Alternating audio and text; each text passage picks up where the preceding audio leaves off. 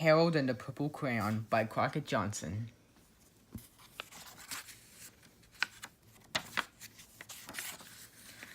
One evening, after thinking it over for some time, Harold decided to go for a walk in the moonlight. There wasn't any moon, and Harold needed a moon for a walk in the moonlight, and he needed something to walk on. He made a long, straight path so he wouldn't get lost, and he set off on his walk, taking his big purple crayon with him. But he didn't seem to be getting anywhere on the long, straight path, so he left the path for a shortcut across a field, and the moon went with him. The shortcut led right to where Harold thought a forest ought to be. He didn't want to get lost in the woods, so he made a very small forest with just one tree in it. It turned out to be an apple tree.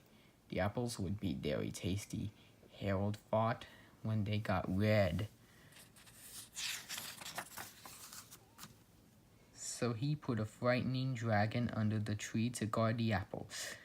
It was a terribly frightening dragon. It even frightened Harold. He backed away. His hand holding the purple crayon shook. Suddenly he realized what was happening. But by then, Harold was over in his head in an ocean. He came up thinking fast, and in no time he was climbing aboard a trim little boat. He quickly set sail, and the moon sailed along with him. After he had sailed long enough, Harold made land without much trouble. He stepped ashore on the beach, wondering where he was. The sandy beach reminded Harold of picnics, and the thought of picnics made him hungry. So he laid out a nice, simple picnic lunch. There was nothing but pie. But there were all 9 kinds of pie that Harold liked best. When Harold finished his picnic, there was quite a lot left. He hated to see so much delicious pie go to waste. So Harold left a very hungry moose and a deserving porcupine to finish it up, and off he went looking for a hill to climb to see where he was. Harold knew that the higher up he went, the farther he could see, so he decided to make the hill into a mountain. If he went high enough, he thought he could see the window of his bedroom.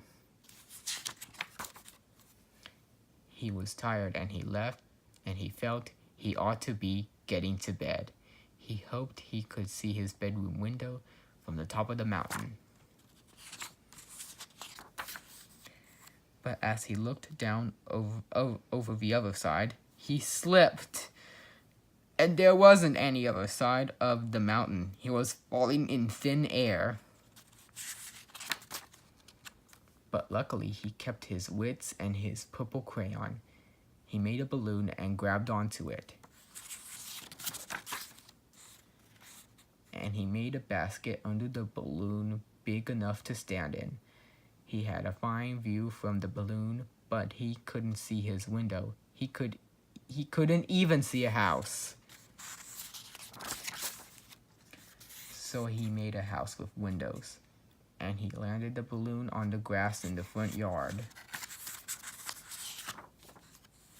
None of the windows was his window. He tried to think where his window ought to be. He made some more windows. He made a big building full of windows. He made lots of buildings full of windows. He made a whole city full of windows. but none of the windows was his window. He couldn't think where it might be. He decided to ask a policeman.